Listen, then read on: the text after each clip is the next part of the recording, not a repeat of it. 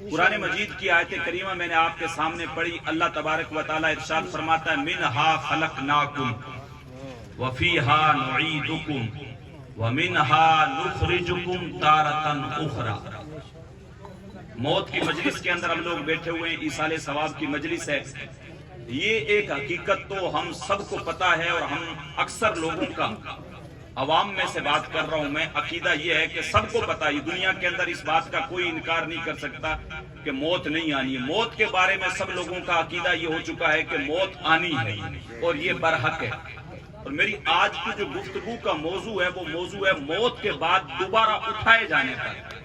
اس کے معاملے میں بہت سارے لوگ جو ہے وہ کشمکش کا شکار رہتے ہیں اور کہتے ہیں پتہ نہیں یہ قبروں میں کیا ہوگا، اور علماء حضرات بیان تو کرتے رہتے ہیں کون ان میں سے دیکھ کے آیا تھا. ایک بڑا مشہور جملہ ہے جو میں ہمیشہ کہتا ہوں، ہمارے یہاں پہ سندھی زبان ہے تو لوگ کہتے ہیں حضرت اے جہاں مٹھا اگلا کس نے جٹھا.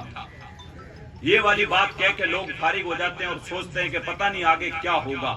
تو اگر کسی کے دل کے اندر اس بات میں شک آتا ہے کہ بندہ مرے گا، مرنے کے بعد پھر اس کی ہڈیاں ریزہ ریزہ ہو جائیں گی اور پھر اس کے ساتھ کوئی حساب و کتاب نہیں ہے، یعنی مرنے کے بعد دوبارہ اٹھائے جانے پہ اگر بندہ کوئی ایمان نہیں رکھتا تو وہ مومن نہیں ہے.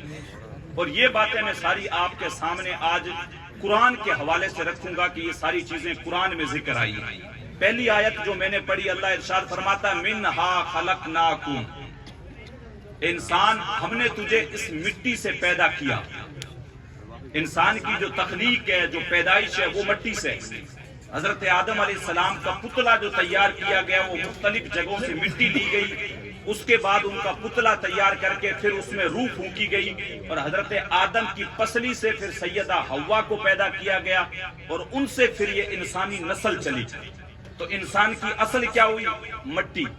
تو اللہ ارشاد فرماتا ہے منہا خلقناکم، ہم نے تمہیں اسی مٹی سے پیدا کیا.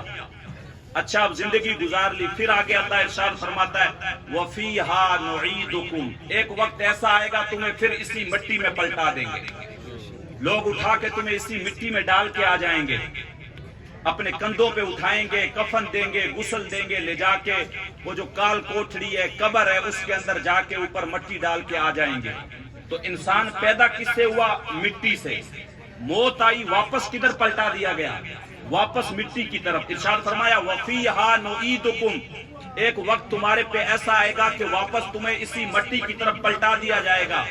اچھا صرف مٹی کی طرف نہیں پلٹایا جائے گا کہ تمہیں کیڑے کھا جائیں، تمہاری جو ہڈیوں کو مٹی کھا جائے اور پھر سارا کچھ معاملہ ختم ہو جائے. نہیں، آگے اللہ ارشاد فرماتا وَمِنْهَا نُخْرِجُكُمْ تَارَةً أُخْرَى، پھر ایک وقت ایسا بھی آئے گا کہ تمہیں دوبارہ پھر اسی مٹی سے زندہ کرے گا.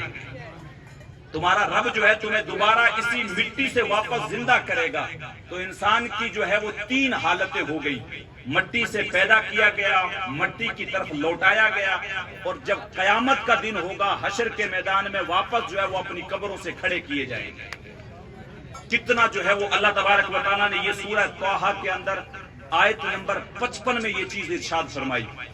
اگر آپ میری بات ہوتی یا کوئی لفظی ہوتی تو آپ انکار کر سکتے تھے کہ نہیں صحیح صاحب تو اپنی طرف سے بول رہے ہیں. نہیں، میں یہ قرآن کا ریفرنس دے رہا ہوں. سورہ طٰہٰ آپ کھولیں، آیت نمبر 55 جا کے آپ پڑھیں اور اس کا ترجمہ نیچے پڑھ لیں تو آپ کو مل جائے گا کہ انسان کی اصلیت کیا ہے، کیسے پیدا کیا گیا، کیسے لوٹایا گیا، اور کل قیامت کے دن واپس جو ہے وہ اسی مٹی سے واپس اٹھایا جائے گا.